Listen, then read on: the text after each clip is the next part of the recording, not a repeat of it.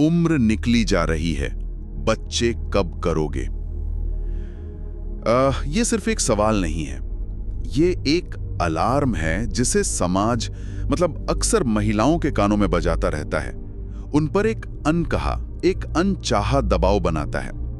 लेकिन क्या मां बनने का सपना वाकई सिर्फ उम्र के कैलेंडर से बंधा है?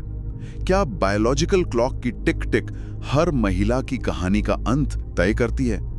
आज हम इसी उलझन की हर परत को खोलने जा रहे हैं। एक्ट्रेस समंथा रूथ प्रभु और देश के एक जाने माने गायनेकोलॉजिस्ट डॉक्टर नोजर शेरियर के बीच हुई एक बहुत ही जरूरी और आंखें खोलने वाली बातचीत के जरिए। डाइट मम्मा के इस नए एपिसोड में आपका स्वागत है, जो अल्पना श्रीधरानी के गाइडेंस में तैयार किया गया है। तो चलिए इस बातचीत की तह तक चलते हैं। इसकी शुरुआत ही बहुत दिलचस्प है। सामंथा ने यह चर्चा इसलिए शुरू की क्योंकि फर्टिलिटी और प्रेगनेंसी जैसे विषय अक्सर डरावने, उलझन भरे और भारी भरकम लगने लगते हैं।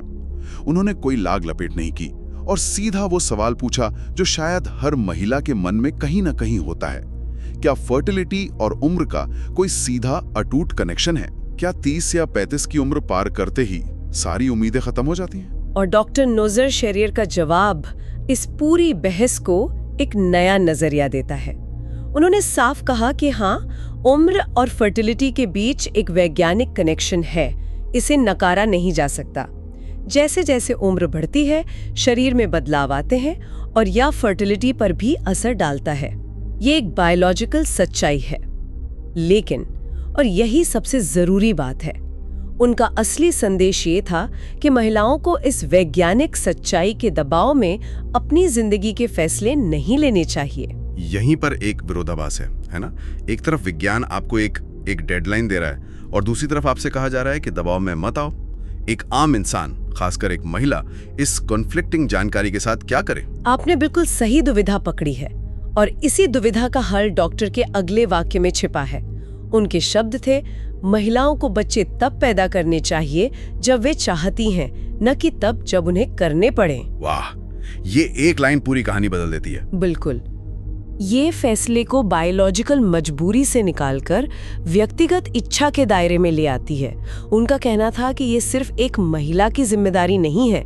यहीं पर विज्ञान, प्रोफेशनल्स यानी डॉक्टर्स और पूरे समाज को मिलकर उन्हें सपोर्ट करने की जरूरत है।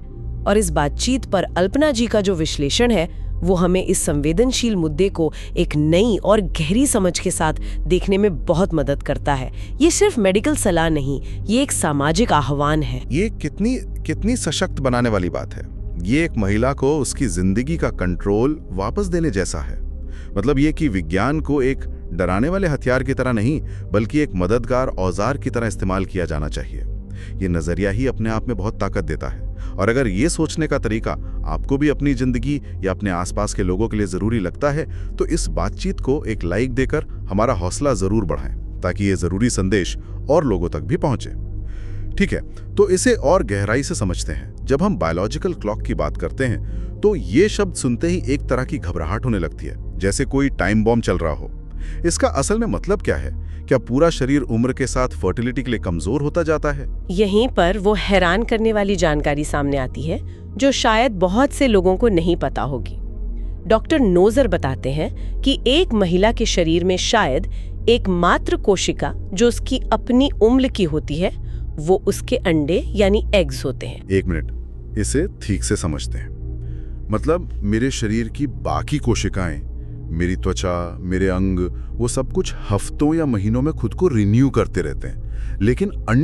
लेकिन अंडे जन्म से आपके साथ हैं। ये तो सोचने का पूरा नजरिया ही बदल देता है। इसका मतलब है कि बायोलॉजिकल क्लॉक पूरे शरीर पर नहीं, बल्कि सिर्फ एक हिस्से पर असर कर रही है। बिल्कुल। आपकी त्वचा की कोशिकाएं कुछ हफ्तों में बदल जाती हैं, आपके लिवर की कोशिकाएं कुछ महीनों में, लेकिन अंडे जन्म के समय से ही शरीर में मौजूद होते हैं और उनकी उम्र महिला की उम्र के साथ साथ बढ़ती है। वो रिप्लेस नहीं होते। इसीलिए कहा जाता है कि उम्र का असर अंडों की क्वालिटी और क्वांटिटी पर पड़ता है। इस जटिल वैज्ञानिक तथ्य पर अल्पना जी ने बड़े सरल तरीके से जोर दिया है, क्योंकि यह हमें दिखाता है कि असल प्रॉब्लम है कहाँ। ये डर को कम करता है और हमें बताता है कि ये एक स्पेसिफिक बायोलॉजिकल चैलेंज है, ना कि पूरे शरीर की कोई नाकामी। अच्छा, तो ये बायोलॉजिकल क्लॉक की टिक टिक असल में सिर्फ अंडों के लिए है?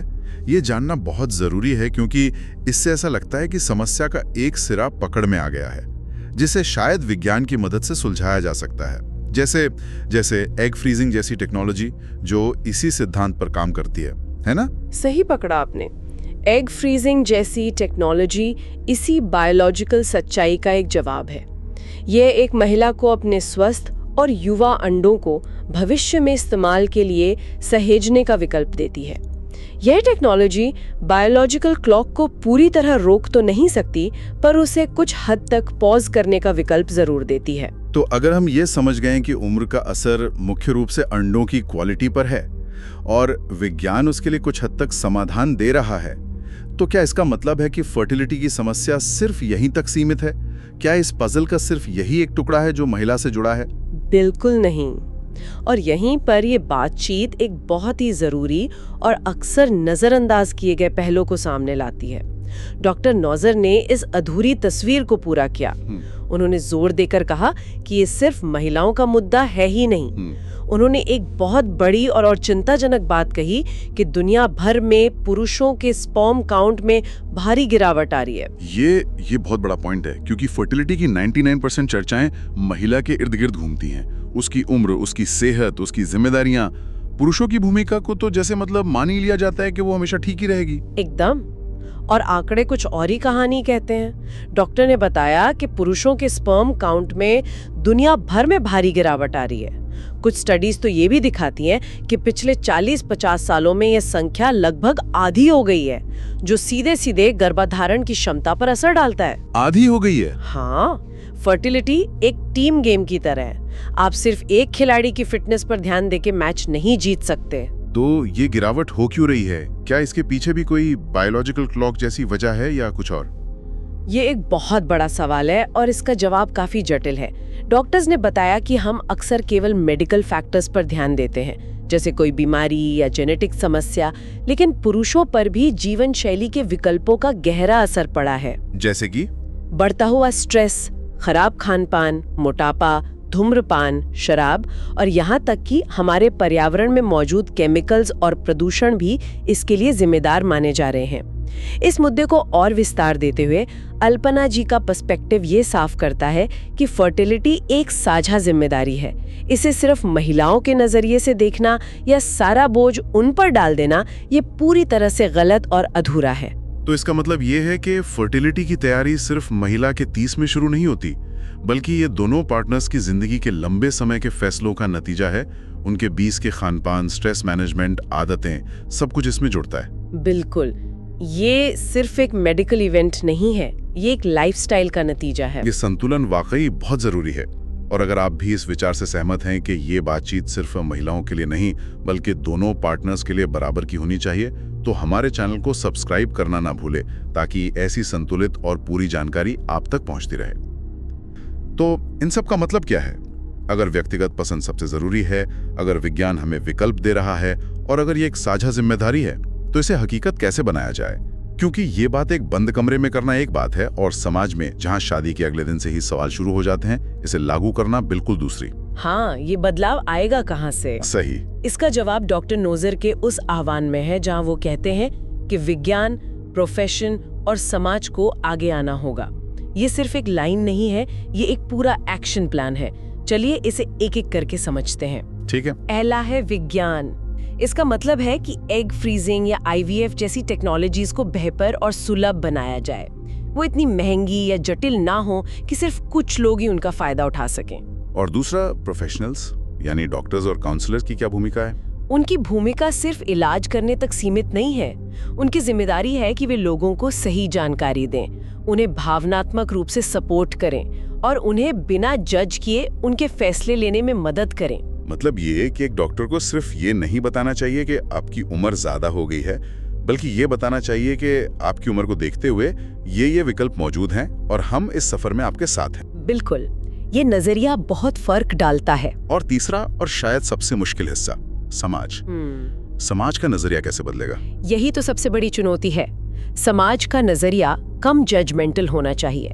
इन विषयों पर खुली और ईमानदार बातचीत का माहौल बनना चाहिए। घरों में, दोस्तों के बीच। हाँ, इन टॉपिक्स को टैबू ना समझा जाए।